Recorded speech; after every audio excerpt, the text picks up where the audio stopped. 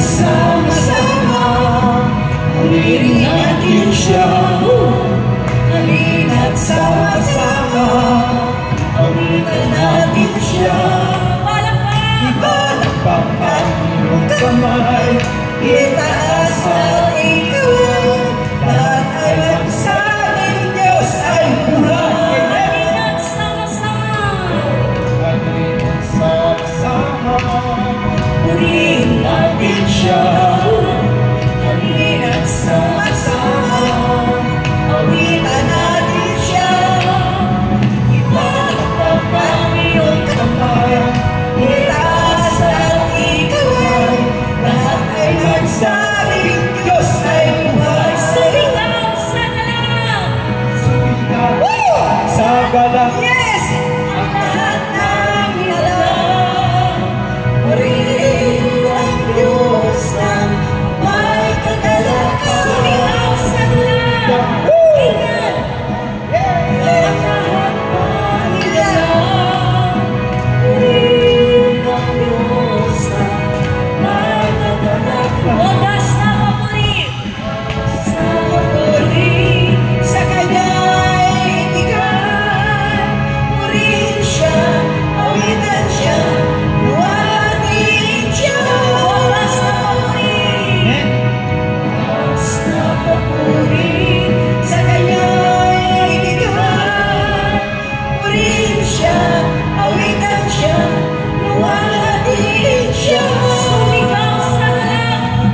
Sumigaw sa galang! Yes! Ang lahat ng nilalang, purihin ang Diyos ay may kagalakan. Sumigaw! Yes! Hallelujah!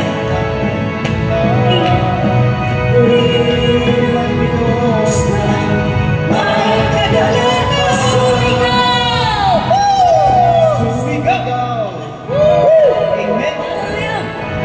Glory to God! Hallelujah! Amen! Purihin ka, O Diyos. Patuloy po tayong magpuri at sumamba sa ating dakilang Yahweh El Shaddai.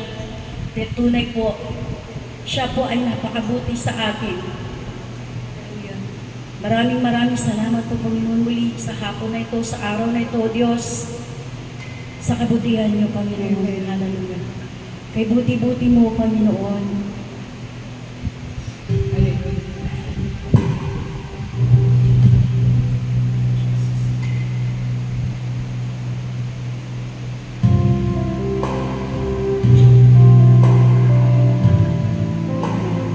Jesus, purihin ka, Yahweh El Shaddai.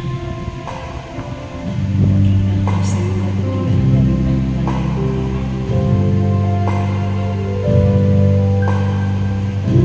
Buti mo, Panginoon, sa lahat ng oras, sa bawat araw, ika'y laging tapat kong magmahal. Ang iyong baba ay magpawalang hanggan. Kay buti-buti mo, Panginoon, sa lahat ng oras, sa bawat araw, ika'y laging tapat kong magmahal.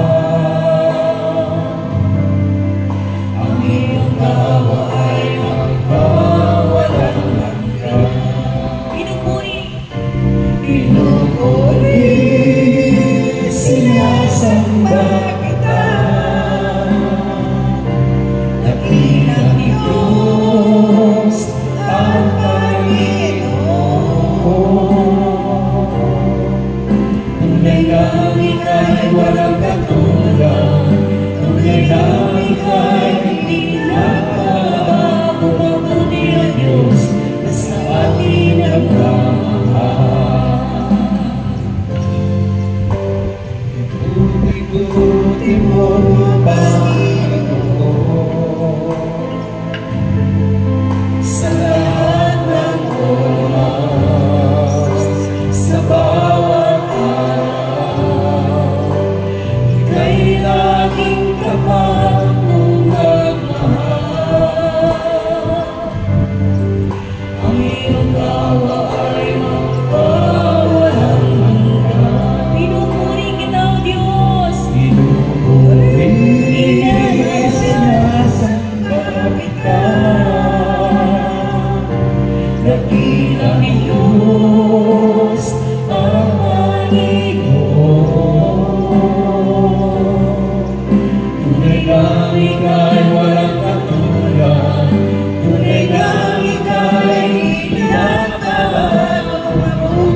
Diyos na sa akin ay nagmamahal.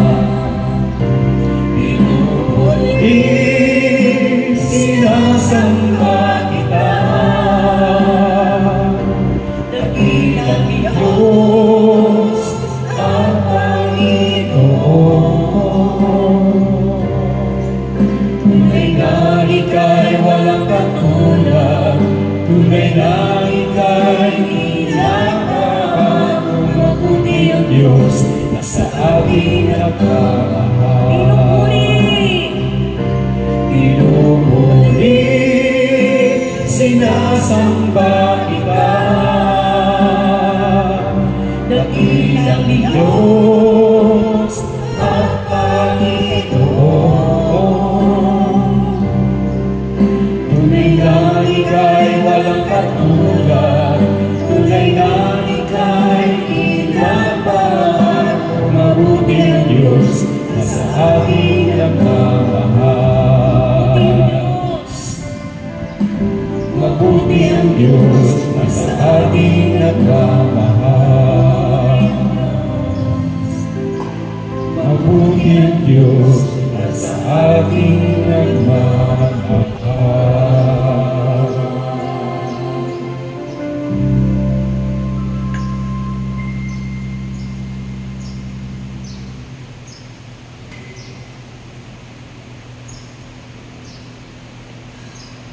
Amen. Hallelujah. Sa ngalan namin ng Diyos Espiritu Santo. Amen.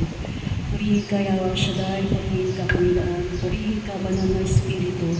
Hallelujah. Maraming pong salamat po muli, Panginoon, sa aming maghapon na ito, sa buhay na muli po yung pinagkaloob sa bawat isa sa amin, maging sa aming mga mahal sa buhay, Panginoon. Pagpalain niyo po, Panginoon, ang mga wala pa po dito, Panginoon. Gabayan niyo po sila na maluhati sila makarating dito po sa simbahan, Panginoon. Hallelujah, Jesus. Pagpalain niyo po, Panginoon, ang bawat isa na naririto, O Diyos. Maraming pong salamat, Panginoon, muli sa pagpapala niyo po, Panginoon. Hallelujah. Kayo po lamang ang aming maparangalan, mapasalamatan, Panginoon. At pagpalain niyo po, Diyos, ang lingkod niyo po pinadala po sa hapon na ito, Panginoon. Kayo po ang maggabay po, Panginoon, kasama ng Banal na Espiritu. Hallelujah. Maraming pong salamat, Panginoon. At po ng papurit parang namin po binabalik sa tanging ngalan mo, Jesus. Amen.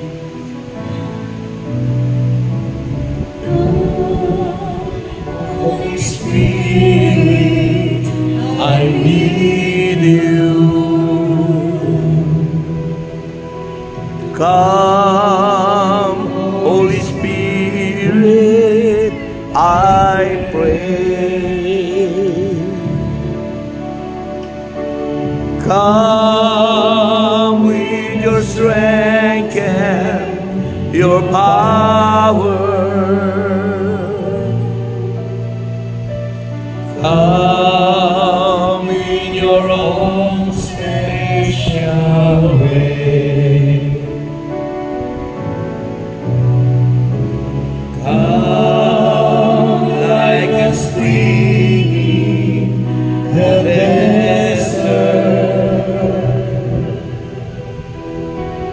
Come to the weary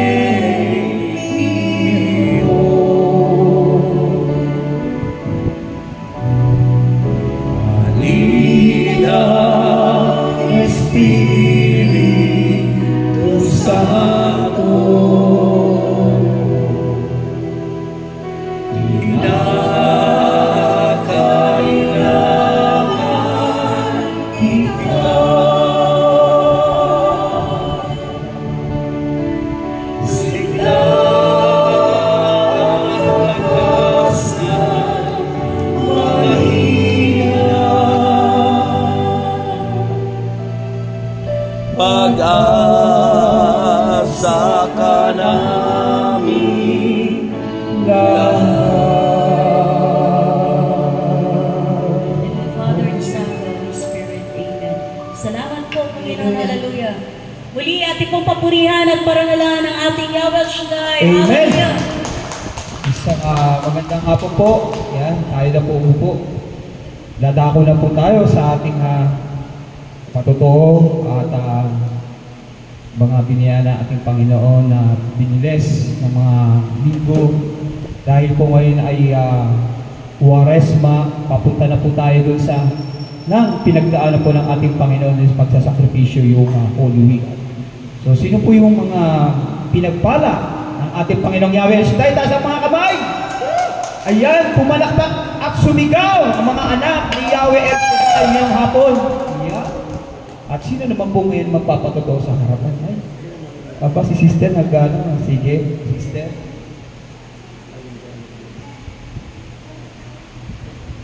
Mapagpala nga po siya lahat, lalo na po sa ating mahal na Panginoong Yahweh Shaddai, saka sa ating preacher, si Brother Rex America. Maganda nga po siyang lahat. Ako po si Sister Nina Saison po, taga Santa Rosa. Sabi ko sa kanya, sama mo ako doon kasi hindi pa ako nakarating dito. Doon po kami kumanta sa Garden Villa. Sabi, si nanay gusto mo sumama. Sabi niya, sabi ko, kakaswa ko sa motor. Papasalamat ko lang po sa Panginoon kung paano ako pinagaling sa puso. Inopera po yung puso ko, December 15. Inopera po dito noong January 16. Ito po. May paha pa po ako. 3 araw na po akong walang nabuhay talaga doon sa Baguio City. Kasi doon po akong lagi nandun po kasi may bahay yung kuya kong namatay na nga po. Na-stress po ako kasi kami po yung labing-isa, ako na lang po yung buhay. Sabi ko nga, Lord, 2 na lang kami. Ginawa ko po yung kapatid ko, kapitan ng barko. Magpapasalamat po ako sa Panginoon. Kahit po ako isang labandera, kusinira, nakapagtapos po ako ng college. Hindi ko po sinasabi sa mga tao, baka sabihin nagyabang. Mayroon naman po akong pinagtapusan kahit paano. Bago po ako nag-aaral noon, pinagtapos ko po ng mga anak ko. Mayroon po ako engineer yung panganay ko, mayroon po akong teacher, mayroon po akong na anak. 3 po silang 3 piraso. Kaya po nagpapasalamat ako sa Panginoon. Yung biyaya na lagi sinasabi ni Brother Rex, pag nagbigay ka, ibabalik lang Diyos, pasigit sa sapat pa. Lagi po sinasabi ng punong lingkod, nung kayamanan mo hindi mo pinaghirapan, ay binigay po sa iyo. Nag-alaga po akong matanda, pinamanahan po ako niya ng 66 units sa San Pablo City. Pinapun-out ko na po lahat, pinanastruction, binibinta ko po. Hindi po ako nag-iyabang na dito. Pero po, sa totoo lang, sakit ng ulo. Kasi wala naman po bumili ganun kalaking 200 milyon. Sino po kukuha? Diba? Mabuting mayaman lang ng tao, di naman.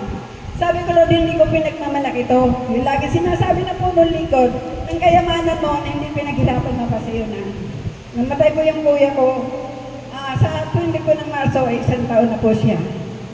Mayroon po siyang kabuhayan doon sa Baguio. Mayroon po siyang 20 hectares na lupa. Bibili ko na po. Tapos yung bahay po niya, package, 25 million. Sabi ko nga, sino naman kaya, Lord? Bigyan mo naman ako ng buyer. Para naman yung mga preaching namin na sagana sa buhay, mabalatuhan naman kahit paano, di ba?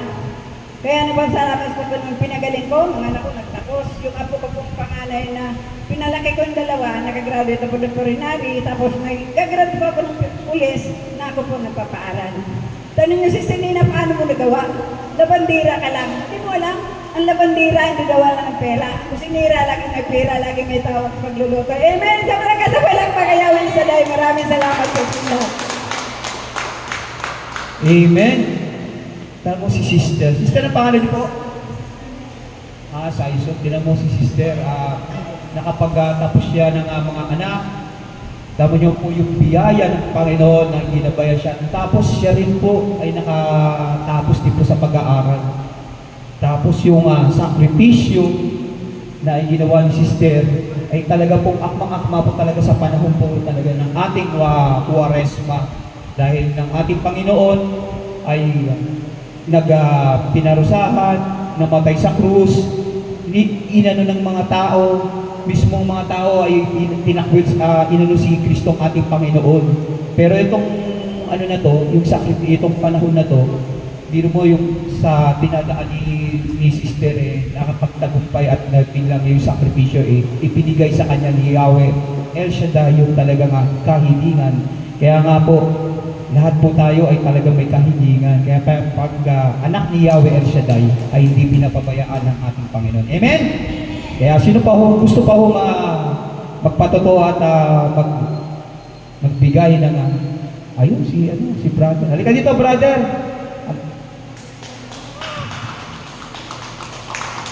Brother, pakilala ka kasi hindi ka na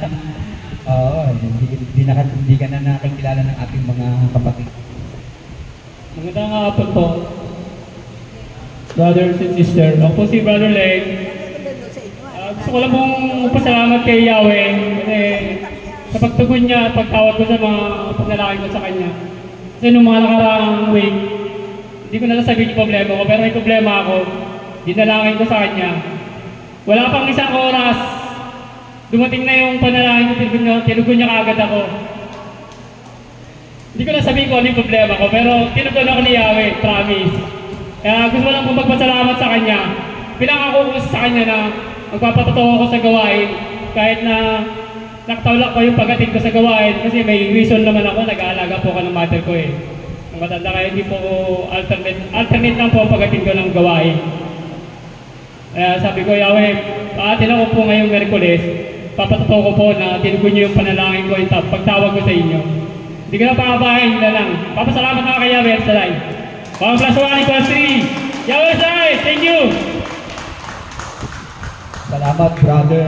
Kaya tira mo si brother, yung kanyang problema, lihim na lang, pero walang lihim na hindi nabubulgaran. Brother, ayun, pinagpala, naman naman si Brad, sa yung tagal niya na nandito at umaatin dito sa ating parokya. Wana ka, Brad, no? Sa Wana. Yung sakripisyo na nagpupunta siya dito, tapos biro mo yung paggagabay. Kaya walang posible sa ating Panginoon. Kapag tayo humiling at tayo yung talagang taus-puso natin na naglilingkod tayo, nandiyan ang ating Panginoon, laging nakagabay sa atin. Amen? Kaya, Brad, pinagpala ka. Pinagpala tayong lahat, hindi lang ikaw, lahat tayo. Kaya mga anak ni Yahweh, tayo pinagpala, umalakpak! Meron pa ba? Si Kid. Sino? Si Tita Christy, sige. Ayan. Palakpakan po natin ating Panginoon sa ating pagtugon. Amen. Isang magandang hapon po mga kapatid, at lalong higit sa lahat magandang hapon po Yahweh Shaddai. Muli ko pong ibabalik ang pasalamat sa ating dakilang Diyos sa kabutihan niya. Tuloy po nakikita ko yung aking unang apo. Ang aking po taos-pusong salamat sa Panginoon ay talagang nag-uumapaw. Kasi po ang batang ito, nung binubuntis ko ng anak ko, hindi po niya alam na siya ay buntis. At ang bino-work up po namin noon ay siya po ay pagpapa-opera para sa gallstone. So may mga requirements po doon bago actually nakaschedule na siya for operation sana. So siyempre may may mga clearances na kailangan. So isa sa kailangan doon ay X-ray. Hindi talaga maganda yan sa mga pregnant na mga babae na magpa-X-ray. Nung nagpa-X-ray siya, ay na-found out ko na siya po ay may pneumonia. So, pinainom siya, na-restant po siya ng antibiotic, which talagang bawal. And after siya nag-inom ng antibiotic, i-repeat siyempre yung X-ray para malaman kung natanggal yung pneumonia. At marami pa po siya, nagkaroon pa siya ng UTI. So, nung malaman niya nga na pregnant pala siya, talagang, pati kami talagang worried kami talaga na baka kaya habang siya nagbubuntis, yung panalangin at prayer request ko parati ay kaming lahat, pati ang aking brother husband na maging maayos siya. praise the Lord po, kaya nga tuwing pong nakikita ko po ang aking apo na ito na napakalusog po, talaga naman po ang aking pasasalamat sa Panginoon ay gano'n na lamang na dinugo niya po ang aming request na lumabas na malusog po yung bata. At isa pa yung aking anak na si Gab, yung bunso kong anak, nagkaroon siya ng parang ibang klaseng piksa. Doon pa naman sa malapit sa may puwitan niya. That's why hirap na hirap po siya talagang po. Pinakita niya, pinicturan niya. So dinala ko siya, sabi ko, kailangan mo mag-antibiotic. Kahit tingnan natin. So nung pinatingnan namin, sinibit nga yun ng doctor. Tapos ang sabi nga sa amin yun nga surgeon kasi yung kailangan magtingin doon eh. Ang sabi nga, piksa siya pero ibang klase. So, bigyan siya ng antibiotic for 7 days na iti-take 3 times a day. Medyo lakas-lakas. At sabi ng doktor, halinawa mawala lang ng pusa kasi ang worst case din baka magkaroon ng fistula at lumabas sa ibang bahagi ng katawan niya or doon sa malapit din doon sa at pagka ganyan kasi medyo inooperahan. Sabi niya ganyan.